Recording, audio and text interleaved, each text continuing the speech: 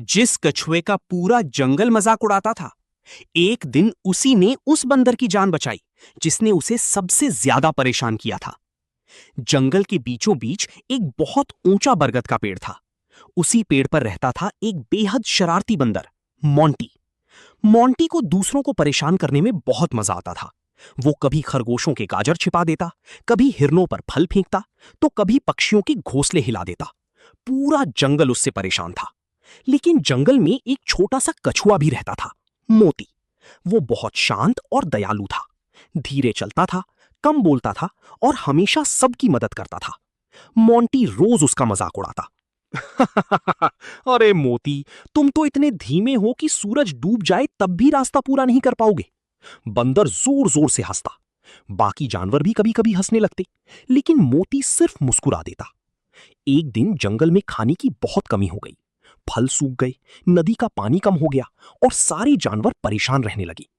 तभी जंगल की दूसरी तरफ बड़ी बड़ी केले के पेड़ दिखे, लेकिन वहां तक पहुंचने के लिए तेज बहती नदी पार करनी पड़ती थी। कोई भी जानवर नदी पार करने की हिम्मत नहीं कर रहा था। मोंटी तुरंत पेड़ से कूदकर बोला, "ये काम सिर्फ मैं कर सकता हूं।" सब जानवर उसे देखने लगे। मोंटी तेजी से पेड़ों पर छलांग लगाते हुए नदी पार करने लगा। शुरू में सब ठीक था, लेकिन अचानक बारिश शुरू हो गई।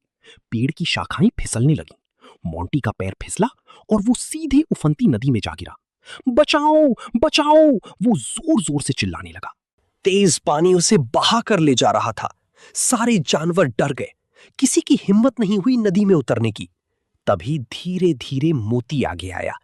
एक हिरण बोला, "मोती, मत जाओ, पानी बहुत तेज है।" लेकिन मोती रुका नहीं। वो धीरे धीरे नदी में उतरा।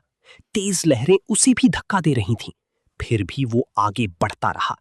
आखिरकार वो मोंटी तक पहुंच गया। मोंटी रोते हुए बोला, "मुझे बचा लो, मैं मर जाऊंगा।"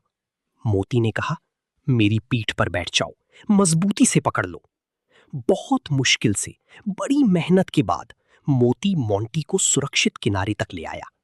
किनारे पर पहुंचते ही मोंटी रो पड़ा।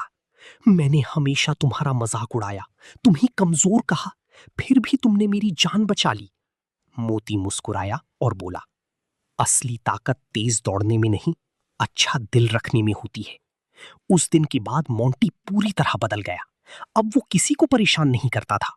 वो छोटे जानवरों की मदद करता, पक्षियों के लिए फल लाता और मोती को अपना सबसे अच्छा दोस्त मानता। धीरे धीरे पूरा जंगल फिर खुश रहने लगा। और जब भी कोई किसी कमजोर जानवर का मजाक उड़ाता, तो जंगल के बूढ़े हाथी एक ही बात कहते, "धीमे लोग कमजोर नहीं होते, कई बार वही सबसे बड़े हीरो बनते हैं।"